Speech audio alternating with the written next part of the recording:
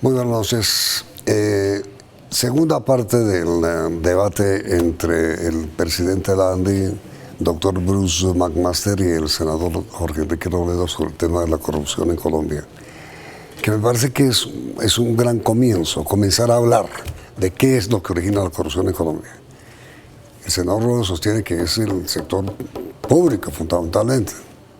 Y el sector privado, digamos que, o sea, ¿qué fue primero la gallina? No tiene mucho sentido. Yo lo que insisto es esto, por cada pillo en el Estado hay por lo menos un socio en el sector privado. Es mi teoría general. Pues puede que la aritmética, no sé, pero en general. Ese es el tema. Por cada pillo en el Estado hay uno en el sector privado. Yo le digo que no, digamos. Yo tengo que defender realmente a la gente que hace las cosas bien en Colombia y tengo que pedir que no se generalice, digamos, el sector privado en esto, entendiendo y reconociendo, así como el senador ha hecho el esfuerzo importante, digamos, de decir no todo el sector privado es corrupto. Yo tengo que hacer también el reconocimiento de que efectivamente en algunos casos de corrupción hay participantes del sector privado y eso uno no puede tapar el sol con la mano, Yamil. Le quería decir que hicimos una encuesta muy interesante porque la hicimos exclusivamente entre empresarios como para tratar de entender la percepción de corrupción que existía en el país y además cuáles eran los sectores en los cuales había más corrupción, cómo se sentían ellos, porque muchas veces lo que son víctimas, por ejemplo, de la extorsión. ¿Y cuáles son? Y resultó muy interesante. El 74% de los encuestados dijeron que el sector salud es previsto o es percibido como el sector con mayor niveles de corrupción cuando estamos hablando del nivel nacional. Cuando hablamos del nivel territorial es el 37.9%.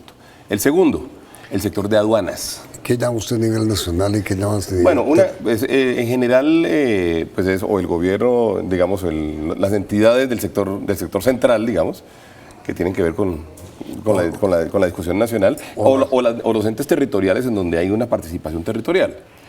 El segundo, el sector de aduanas. Pero perdón un momentito, doctor Bruce, ¿en qué consiste la corrupción que hay en el sector? Yo por ahora, déjeme le cuento la encuesta, Yamit, si le parece, porque luego hay algunos detalles más interesantes que nos permiten profundizar en su pregunta. El segundo sector más percibido es con el 70% el sector de aduanas. El tercero, el 58.6%, es el sector de impuestos. El 51.7% corresponde al sector transporte, que de alguna forma son algunos de los casos que hemos visto últimamente. También hay en el sector minería, en el sector ambiental relacionado, por ejemplo, con licencias, y en el sector de educación. Y van en ese orden. Ahora, por lejos el sector salud, digamos, es el percibido con mayores grados de corrupción hoy en día. Esa misma encuesta nos permite, por ejemplo, contestar una pregunta que le hicimos, y es si la empresa había sufrido, y esto un poco en la línea de lo del senador de cuál es el huevo y cuál es la gallina, si primero fue el huevo o la gallina, si la empresa había sufrido algún intento de extorsión durante el último año. El 12.5% de las empresas dicen que sí. ¿Extorsión? Extorsión de, digamos, de alguna forma, de alguna autoridad. Sí, no estamos hablando de extorsión de delincuentes, bueno, sí delincuentes, pero no de gente. Sí. Y luego dicen, el 2.3% de las compañías dicen, y lograron extorsionarlos. ¿El cuánto? El 2.3%. Ahora, aquí es muy importante algo que además en lo cual el fiscal ha hecho mucho énfasis y además con lo cual yo he conversado con el fiscal, y es cómo hacemos nosotros para poder desatar una iniciativa mucho más fuerte de denuncia, porque es que es muy importante que la gente pueda denunciar y que denuncie y que demos elementos de juicio que nos permitan a nosotros como colombianos decir, vea, esto es lo que me está pasando en tal sitio, me está pasando con un funcionario o con el otro. En términos de trámites, le preguntamos qué trámites en realidad habían de alguna forma sido, o en qué trámites o en qué porcentaje de los trámites habían sido de alguna forma aproximados por alguien que le dijo que le ayudaba a que el trámite saliera. El 21.4%, es decir, un quinto de los trámites en Colombia, según los empresarios, que 100 en compañías que respondieron esto, sintieron que en algún momento alguien se les había acercado a pedirle que le dieran algún dinero, que o alguna dádiva especial para que efectivamente el trámite saliera adelante. Y una cosa muy importante, le preguntamos también a los que habían contratado con el sector público, y aquí nuevamente el llamado es a las denuncias, a que haya denuncias y que haya denuncias fuertes, y eso fue lo que dijo de alguna forma el fiscal también aquí en este programa.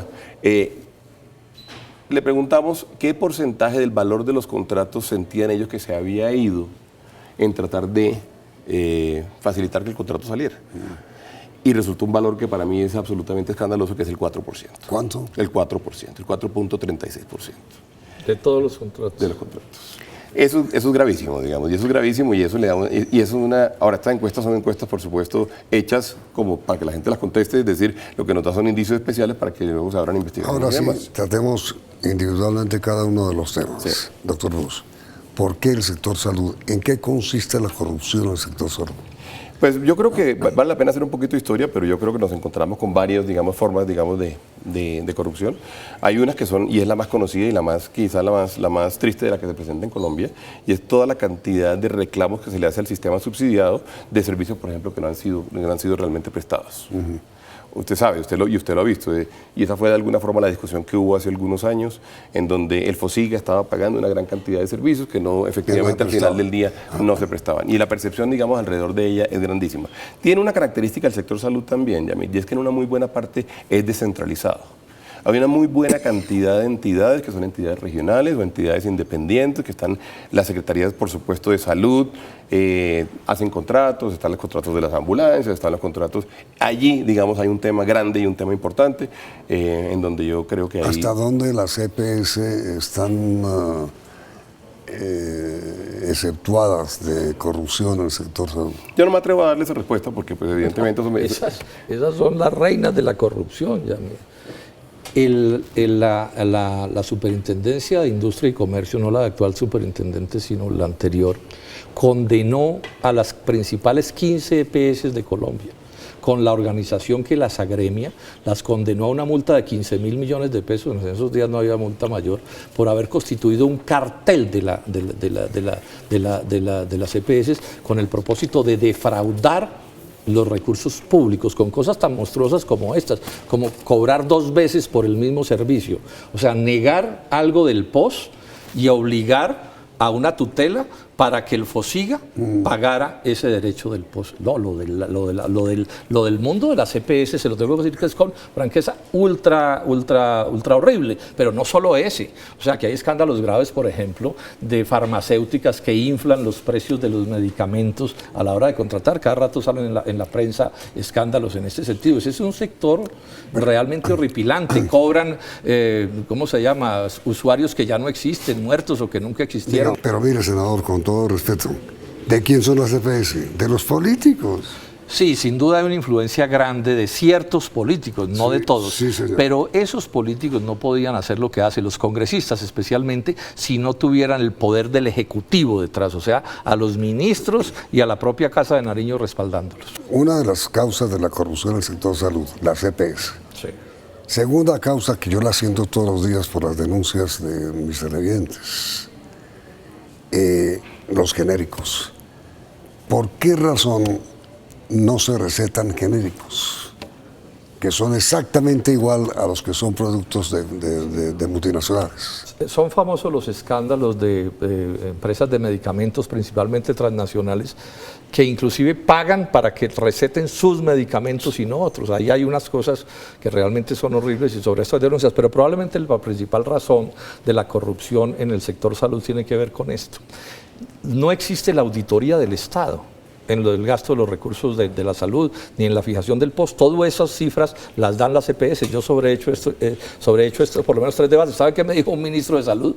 Que no había que auditarlas y vigilarlas, que porque el sistema estaba diseñado para que unas EPS vigilaran a las otras, porque la que se portara mal, los usuarios se iban para las otras. O sea, como si este fuera un país de ángeles. Ya parte del problema de la corrupción en Colombia es que se han tomado la normativa. La normativa en Colombia, en casi todos los aspectos, es terriblemente laxa, que facilita la acción de los corruptos. Eso con respecto a las EPS, pero mire, perdón de insistir en el tema de los genéricos. Es que un genérico es exactamente igual a un producto de fábrica. La molécula es la misma, es verdad eso. Claro. ¿Por qué razón es tan grande la diferencia de precio? ¿Y por qué razón todo el sector, o no todo, no, miento, algún sector médico recetan el producto multinacional y no el genérico? La diferencia de precios tiene que ver con esta, de base, entre un genérico y un producto de marca que llamamos, aun cuando la molécula es la misma y sirve para lo mismo, digamos. La diferencia está en que es que los que son de marca todavía tienen el monopolio. Entonces el que tiene el monopolio pues abusa del monopolio para desplumar a la gente. Y es bien normal que estos laboratorios transnacionales premien con viajes a Cancún, con 1000 cosas, presionando para que se receten sus productos, porque además en Colombia se ha creado una mitología montada por los propios monopolios de medicamentos, que es decir que el producto de marca no sirve. O sea, que hay toda una campaña publicitaria corrupta, a mi juicio, dedicada a desacreditar el genérico, ¿sí? A desacreditar el genérico de forma tal que la gente lo termine repudiando. Entonces, esto termina abriendo un campo realmente terrible. Sí, déjeme decirle dos cosas sobre el tema de la farmacéutica. Nosotros, inclusive el año pasado, alrededor de octubre o noviembre del año pasado, inclusive promovimos y salió muy bien, además en la Cámara Farmacéutica de la ANDI, un código de conducta y un código ético, digamos, por el cual se hacen una gran cantidad de compromisos de parte de las farmacéuticas para poder, entre otras, porque pasa lo mismo que en todos los otros ejemplos, pues habrá los que hacen las cosas mejor que los otros, habrá los que se comportan bien y hay los que se portan mal. En ese orden de ideas que podamos tener un código, además que tiene un consejo disciplinario de expertos que está en este momento mirando exactamente cuáles son las prácticas, porque ese ha sido un sector que, bueno, que ha tenido casos que todo el mundo conoce, pero que también ha sido, digamos, históricamente estigmatizado. O sea, es fácil, digamos, hablar en contra del sector de medicamentos y de farmacéutico. Yo creo que hay un trabajo que hacer, es un trabajo que tiene que ver con el comportamiento individual de las compañías, con el comportamiento de los médicos, con vigilancia, con castigos, con un tema ético que hay que hacerlo además en muchos otros sectores. Yo diría que ese es un ejercicio que tenemos que sacar adelante. Usted mencionó, doctor Master, el segundo sector, sí, aduanas. Sí. Usted sí quiere tener información sobre eso.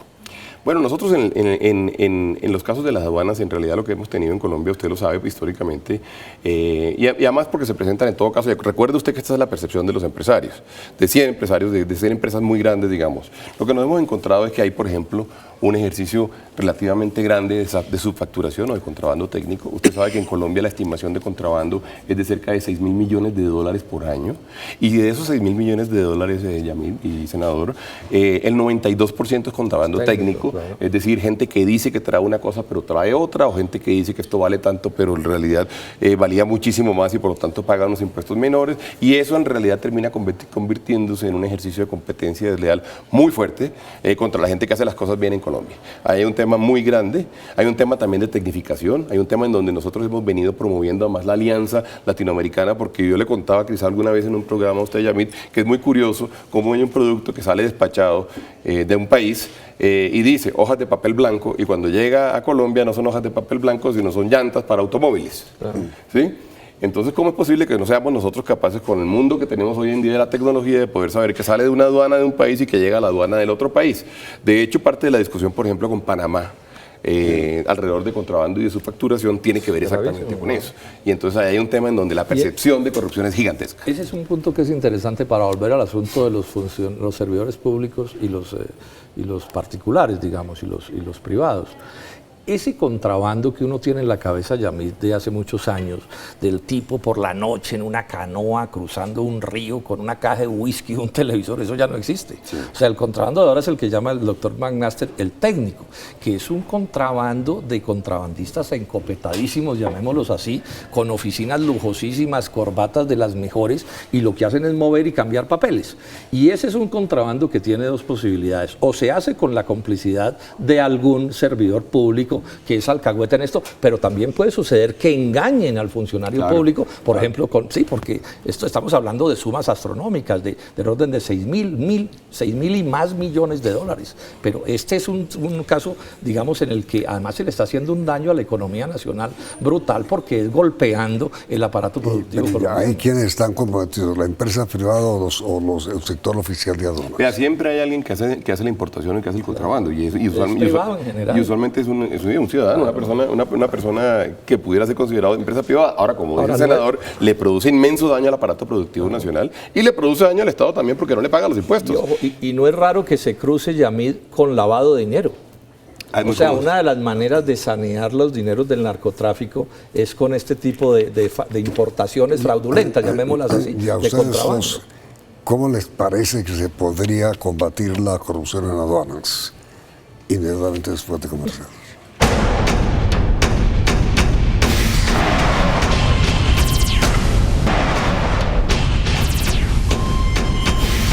¿Cuál es la solución, doctor McMaster? Vea, Yamit, yo creo que hay muchas soluciones, pero yo creo que podemos acudir a 2 o 3, digamos, muy importantes. Hubo una ley anticontrabando que salió hace poco que de alguna forma penalizó, digamos, alguna actividad, pero eso no significa que tengamos información.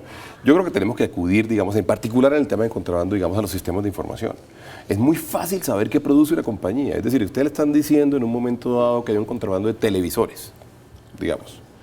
Esos televisores con seguridad los produjeron unas compañías importantísimas en algún lugar del mundo que los despacharon y que salieron con una factura en algún sitio. Y es muy fácil saber, digamos, cuánto vale un televisor en el mercado y es muy fácil saber cómo se puede cruzar, digamos, el contrabando de televisores. Ahí tenemos que hacer un esfuerzo grande. Nosotros creamos esta alianza latinoamericana contra el contrabando. Lo creamos, pues lo propició la ANDI, pero estamos sentando a todas las aduanas de todos los países de América Latina para que logremos de alguna forma poder tener un sistema integrado que nos permita saber qué se despacha de un lado y qué llega al otro, en qué cantidades, en qué volúmenes, de qué referencia estamos hablando, que sepamos la partida arancelaria, porque es que además eso ahí se termina afectando pues una gran cantidad de gente en la cadena de la formalidad, que esa es la otra discusión. La informalidad en Colombia es además también, digamos, el caldo de cultivo perfecto para la corrupción, ¿no? Pero y en este caso de importaciones, en el caso de Panamá concretamente, ¿hasta dónde lo que llega aquí de Panamá son productos chinos? Todos. Es que la discusión con Panamá es una discusión que además yo la tengo directamente porque vengo trabajando con ellos, inclusive el mes entrante vamos a hacer un evento con ellos porque vamos a hacer un pacto con ellos a ver si logramos verdaderamente ponernos de acuerdo, porque el gran problema que tenemos con Panamá realmente es el tema del contrabando y la subfacturación. Es la tercería. Es eso. Que además, usted lo dice bien, es sobre productos que en la mayoría de los casos no son producidos en Panamá, solo intermediados, a veces inclusive no pasan físicamente por allá, sino solamente la factura, digamos, terminó saliendo de alguna forma de algún sitio. Mire, exactamente. En ese libro mío de corrupción, y me excusa que lo mencione tanto, en la introducción se titula "De hecha la ley, hecha la trampa, a introducir la trampa en la ley". Mire usted el calibre de la acusación. Entonces, ¿qué estoy diciendo con esto? Entonces, por ejemplo, los TLCs generan una serie de normas que facilitan el contrabando y la corrupción, ese es un hecho. Entonces, el caso de Panamá no produce nada, es una especie de centro mundial, no digo que cada panameño, pero es una especie de centro mundial de contrabandistas. Ahora que se aprobó esta ley de licores, hicimos una lucha durísima para ver cómo se controlaba este contrabando desde la fuente. Es que las grandes industrias productoras de licores son al mismo tiempo contrabandistas, se instalan en las Antillas a facilitar el contrabando, y eso si no se ataca desde allá, y esto es una cosa sabida internacionalmente, no se puede controlar. Y mire usted lo que sucedió, y eso no ha salido adelante. Los propios departamentos acusaron en un tribunal en Nueva York por contrabandistas a buena parte de los importadores de licores. Entonces, aquí si las normas no se endurecen, si las normas siguen siendo como para ángeles, pues esto va a ser imposible porque nos llenan el país de zapatos de dólar, y que todo el mundo sabe que eso es mentira.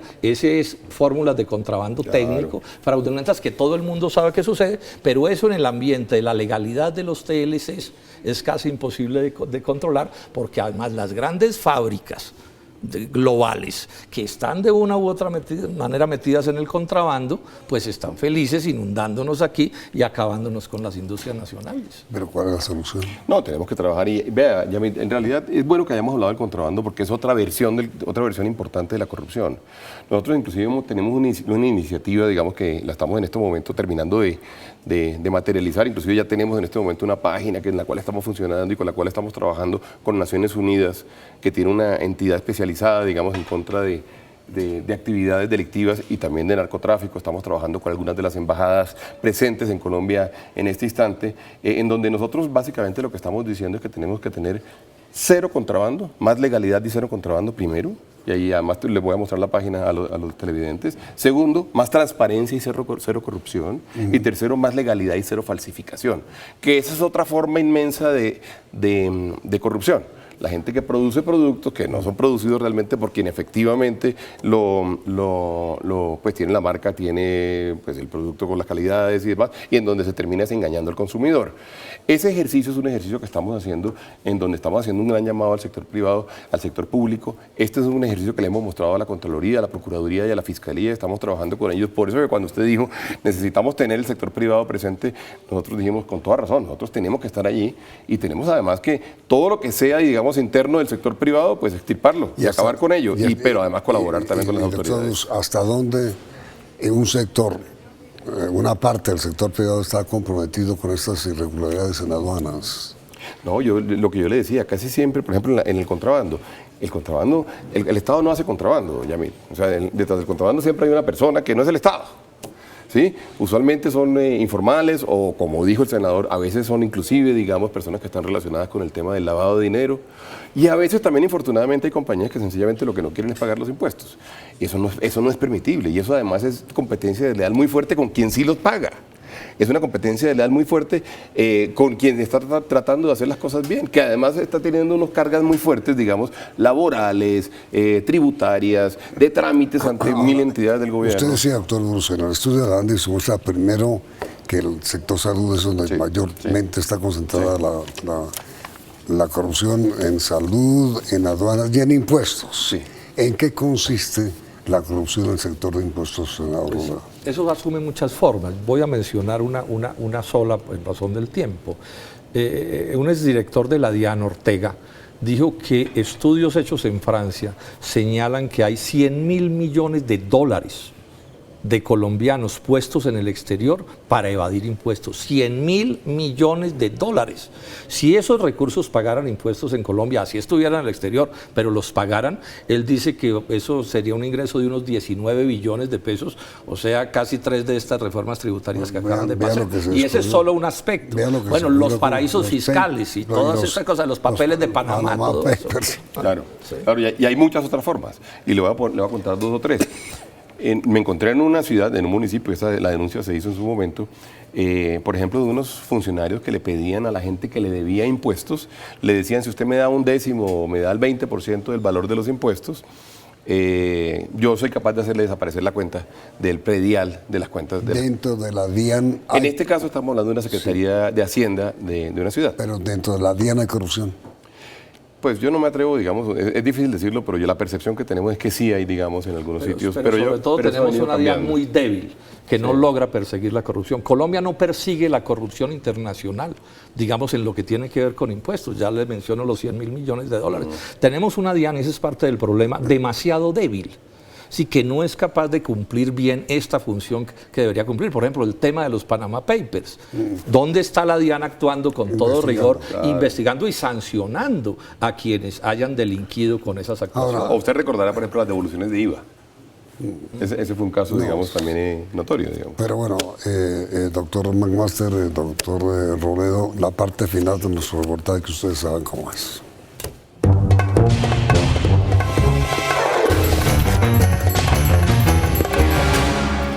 Corrupción.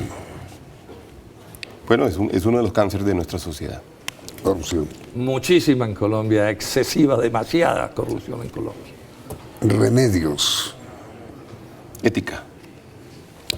Lucha legal y lucha política. Hay que denunciar con el dedo acusador a los líderes políticos del partido al cual pertenecen si corrompen. Actores. Pero yo puedo contestar con tantas palabras como senador. Sí, por favor. No, yo creo que los actores son de una gran cantidad de sectores, Yamit. Están, por supuesto, algunos actores del sector privado, pues como lo he dicho, no lo vamos a negar. Actores del sector público, están los políticos, no todos los políticos, no todo el sector público, pero evidentemente está en todas partes. No cada servidor público ni cada persona de los asuntos privados es un corrupto, pero sí hay muchos de un lado y del otro, y por cada servidor público corrupto suele haber uno en el sector privado. Culpabilidad. Bueno, pues hay que perseguirla, hay que castigarla, hay que... No, pero ¿quiénes son culpables? Bueno, pues es que son los delincuentes de los distintos sectores. Tanto el sector público como el privado. Claro, por supuesto. La principal responsabilidad le tiene que caber a quienes han mandado en Colombia a lo largo de los últimos 50 años. Ellos han gobernado este país, es el país que ellos han dirigido. Sí, la pregunta final. ¿En dónde está concentrado, quiénes son los mayores responsables de la corrupción que hay en Colombia? ¿El sector público o el sector privado? No, yo diría que está en todas partes, pero ojo con esto, Yamil, y no lo hemos mencionado en ninguna de las dos entrevistas, no hablamos del sector judicial o de la rama judicial. Necesitamos una rama judicial. Un tercer programa. Bueno, si quiere lo hacemos, pero necesitamos una rama judicial que funcione, porque si no tenemos una rama judicial que funcione, todo este ejercicio que estamos haciendo aquí no va a resultar Pero bien. en su opinión, ¿en dónde está, no concentración, dónde hay mayor corrupción? ¿Sector público o sector privado? No sabría decirle eso porque yo creo que hay en los dos lugares. ¿Usted qué opina? Yo diría que 50% y 50%, pues, en términos generales. que es grave. O sea, los unos y los otros. Por cada pillo en el sector público suele haber un pillo en el sector Esa privado. es la pregunta para nuestros televidentes. ¿Ustedes creen que por experiencia y por lo que han leído o han escuchado, en dónde está mayormente concentrada la corrupción en Colombia? ¿En el sector público o en el sector privado? El resultado del sondeo saldrá al final de la emisión. Miren las noticias del día en la emisión central del Noticiero CNE.